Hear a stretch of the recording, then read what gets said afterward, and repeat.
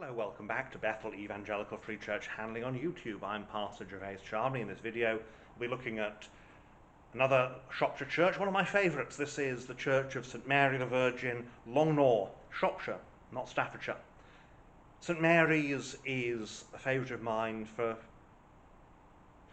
couple of reasons. The first is the outside, but the second is the inside, because this is a Georgian church. Georgian interior, box pews, high pulpit. The Victorians have not really been here. The Victorians had very definite ideas about churches. And one of the things they thought was that the last era was passé. We today look back and we see very often the Victorians tore out very interesting interiors and replaced them with rather boring ones. Well, here is an interesting interior. It's the sort of church that Jane Austen and her characters would have felt at home in. A church that is all elegance, like a drawing room or a parlour. It's a church that has been very influenced by one family, the Corbetts of Longnor Hall. And as we go round, we'll see some of the memorials. But without further ado, let's start with the interior, the Georgian, the elegance. Well, here we are standing at the back, and we can see here the box pews. You see how high they are compared with the sort of pews that the Victorians had, and these are relatively narrow. Now, box pews are a symbol of status. If you had a box pew, if your family had a box pew, you were someone who could afford it. You were middle class, you were part of the village, one of the important people in the village, more or less. And sometimes you will find that families had their initials on the pews. See here, RL, 1723 RL carved this. And this is to say, this is our pew. You'll see inside that you've got seating, and you've got a shelf for your hymn book, prayer book. There we are, more seating. This, of course, was the north door, and it's now glazed. It's now turned into a window with this rather nice, again, 18th century glazing.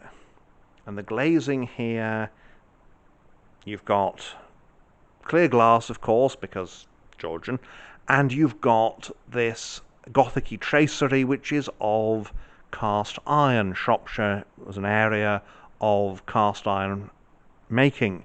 The ironmasters of Shropshire were famous in their day. Now, the font has been renewed in the 19th century. The 19th century decided we need a huge, big stone font in imitation of the Middle Ages, because the Georgian fonts were the bird bath type, which the Victorians really didn't like. And even if you loved your interior, which the Corbetts here did, you still wanted to have a modern font, i.e. one that looked like it was made in the Middle Ages, allegedly. Here is the old south door again. You have the tracery. You can see a bit of extra seating for the children there. The church is currently dressed for a wedding. There's been one here recently. There may very well be one due to happen again. You can see why it's a popular church for weddings, because it has this 18th century elegance about it. These are candlesticks because, of course, when you have your services in the winter, in the evenings, you need light somehow. The pulpit was a 3-decker. It's now been turned into a 2-decker simply by removing the middle deck. The top deck was the pulpit proper, from which the clergyman would preach his sermon.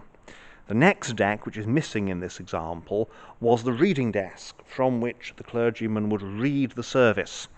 So that's where he'd read the prayer book. The lowest deck, which is still here, was the parish clerk's position. He would lead the singing, he would lead the responses to the prayer book. In some churches, they ended up with a situation where, in fact, the parish clerk was the only one who read, and everybody else listened to a sort of duet between the clergyman and the parish clerk.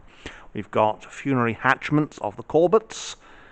We have the war memorial here, a 45, the 1419 and 3945.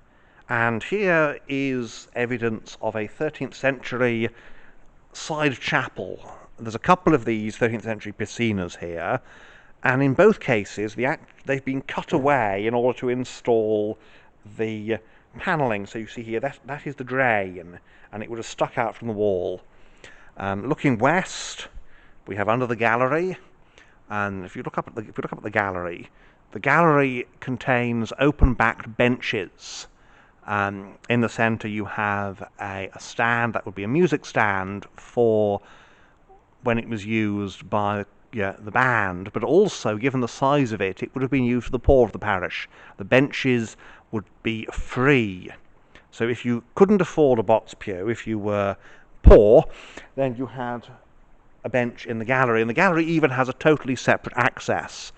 So down here is the middle classes, the important people in the parish. Up there is where the poor would sit. So yes, very divided. The organ is 19th century. Again, in the 18th century there would have been a band up in the gallery, but the Victorians thought organs were much more fitting for churches. They didn't like the gallery bands. They didn't like to have a choir in the gallery either. They put the choir in the chancel. 13th century windows. The actual building dates back to about 1275 or so. So it is a 13th century building, but it's had this Georgian interior put into it. And thankfully it's been preserved. Now, over here we have a big pew. Now, this would probably have been the pew of the Corbetts, the family who own the big house here. And they would be able to sit in here directly opposite the rector, and they would look up at the pulpit, and they would be facing, imagine the three decker, you'd have had the second deck in between the two, so they would have been facing the pulpit, and they would be able to recline here. Now, some country house churches, the family pew has its own fireplace, but that's not the case here.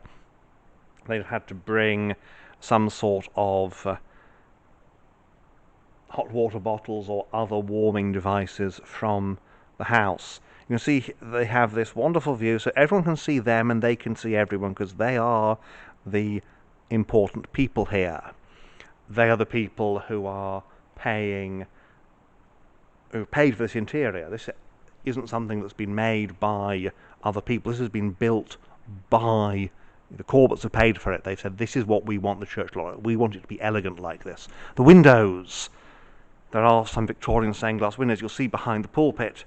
However, the window is plain glass, which is what they all would have been in the 1720s. You've got here the choir stalls, which are very much, again, this elegant design. Here we have a memorial to a lady of the Corbett family. You can see there she is. Her children rise up and call her blessed. And then John the Baptist, behold the Lamb of God, the voice of one crying in the wilderness, makes straight the way of the Lord. The communion table and the rails. The rails are on three sides, and all three sides would have been used in communion in the Georgian period. That's the second of the piscinas, more Corbett. There are Corbett memorials either side here. You have Watties Corbett, Commander R.N., third son of the late Edward Corbett of Longnor, born December the 5th, 1852, died July the 15th, 1899. Third son, he went into the Navy. In memory of Joseph Corbett, youngest son of the late Edward Corbett of Longnor, born November the 27th, 1862, died March 14th, 1916. So he's the younger brother of Commander Corbett. And then you have below, in loving memory of Richard William Corbett, eldest son of E.R. Trevor Corbett of Longnor, born 9/2/1905, died 3/12/1987. There is here It looks like an old Bible.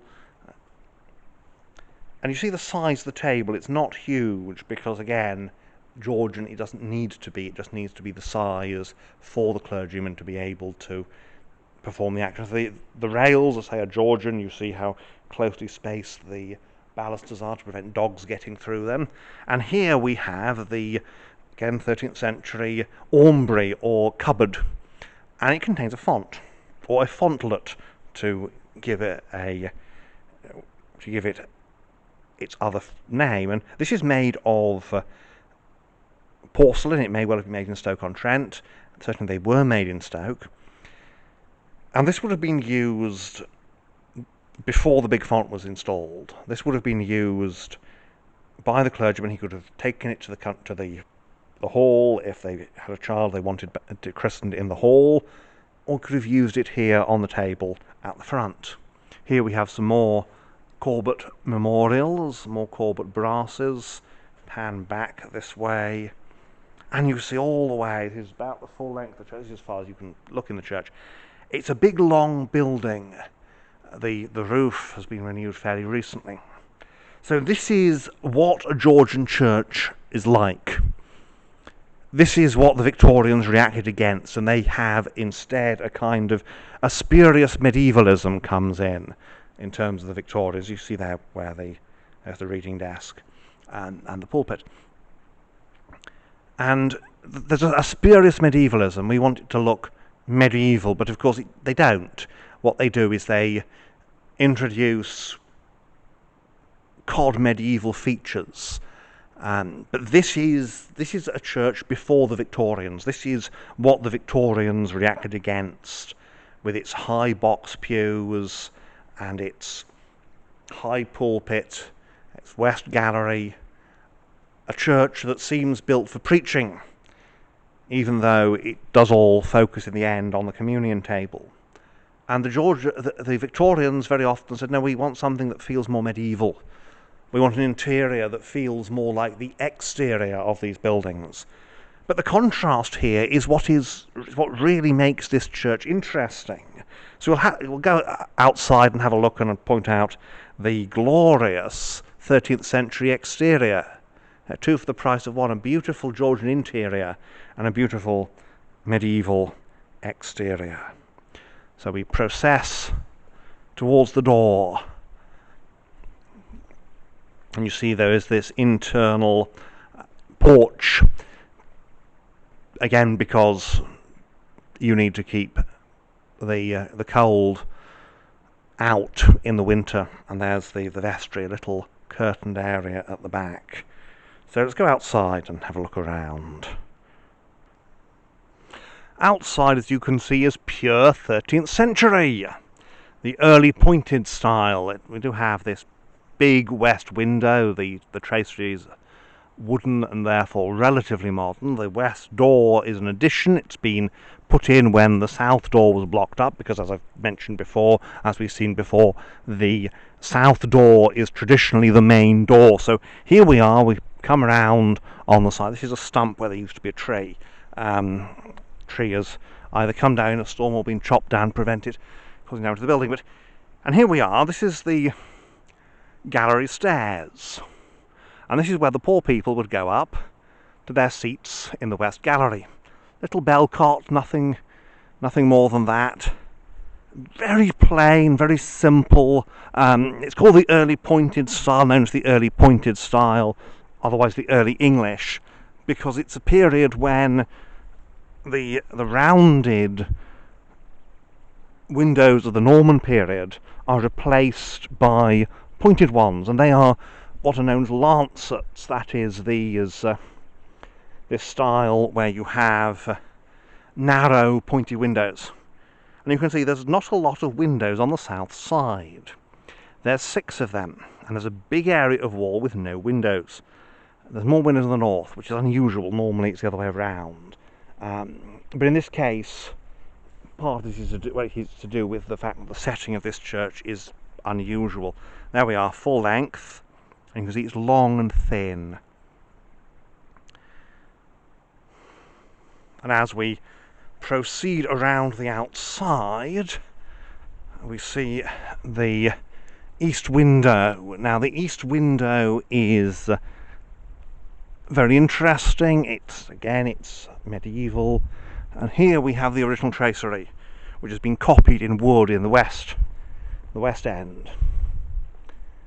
When it was built around about 1275, it would have been bang up to date, and just nothing's been done really with the outside since. Nothing much to speak of, and that makes it a very special building. It's one of those cases of there was lots of money to build a church in the parish in the 1270s. There wasn't so much money afterwards. The parish didn't grow enormously, so it didn't need a bigger building, and so it's just stayed like this. And you see you've got 8 windows on this side, on the north side. The north door was opened. Here we are looking down into the woodland by the church. The north door was opened in the Middle Ages in baptism, and the idea was that this was an exorcism. The devil left through the door. Well, of course, with the Reformation, that kind of superstitious thinking disappears, and so the door becomes surplus requirements. There are heads either side, so these ones are quite worn on the north side. The ones on the south side less so. So we'll proceed around to the south side and then just have a look at the 2 nearest faces, the 2 faces on the door here. So we have this one, and he's a bit battered, as you can see, a bit weathered, and this one is quite surprised, or maybe he's just pulling a face. No, he looks like he's puckering his lips for the camera. I don't think it makes him look more attractive, and that wasn't the point. And again, this lovely cast iron tracery, and the steps up for the poor. So there we are, St Mary's, Longnor, a 13th century building with an 18th century interior. It is a magnificent building, and you can see where the roses either side, much loved today and much coveted, as we've noted, for weddings. I can see why. There's a little village hall next door, but I can see why it's such a marvellous interior. Well, thank you for watching, and I trust you find these videos interesting. I certainly find it interesting to go around these places and explore them and ramble on sometimes. But thank you for watching, and may God bless you and keep you. Amen.